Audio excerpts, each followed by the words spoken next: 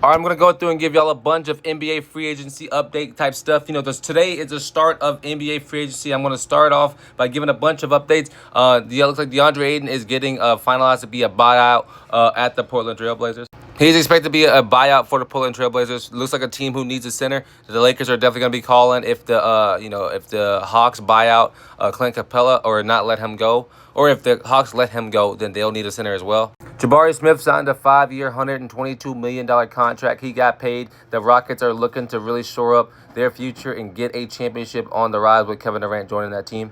Bobby Portis signed a 3-year, $44 million deal. This keeps him here for 3 years. This keeps, a player like Bobby Portis, he keeps the team together. He's a true leader, a vet. Keeps him, and a six-man as well. Keeps him there for the future for sure. James Harden declined his player option, but then ended up signing a new contract, 2 years, $81 million for him to return to the Los Angeles Clippers. As the Clippers look to continue to find that way to the finals, to continue to find that way to finally get a championship. The Hornets are trading Yusuf Nurkic to the Utah Jazz for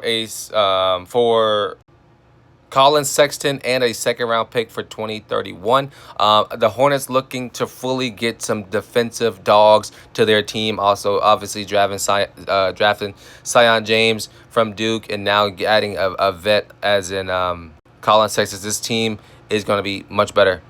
Duncan Robinson is declining his $20 million early termination option to become a free agent.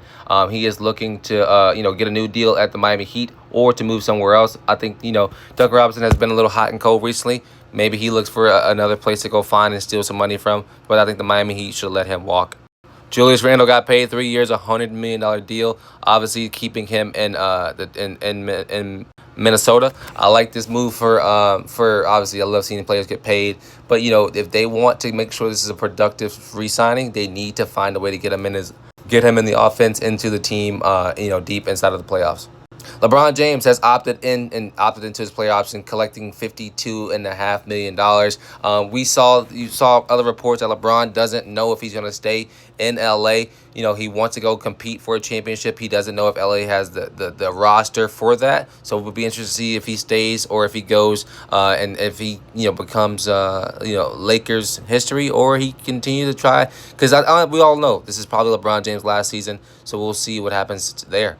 Davon Mitchell signed a 2-year, $24 million deal. I think, he brings a defensive presence. He's one of the best defenders, on-ball defenders in the NBA, and I mean that when I say that. Davon Mitchell's a great signing for Miami, and he definitely adds some defensive help for that team.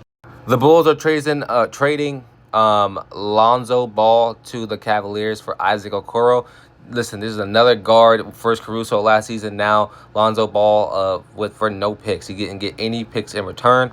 The start of free agency, we're going to see with both of these teams. Maybe Darius Garland is on his way out of Cleveland. Lonzo will probably be there and stay there. He's not a bad option, and he's pretty cheap too. Naz Reid signed a 5-year, $125 million deal. He is obviously one of the best six men in the NBA. He is the foundation for that team, and I like this move a lot. 5 years, $125 million deal for a vet that can go get a bucket, that can come off the bench and completely change the trajectory of this team. So I like it a lot. A lot of new NBA free agents are coming around. I'll be interested to see what it looks like at the start of free agency tomorrow.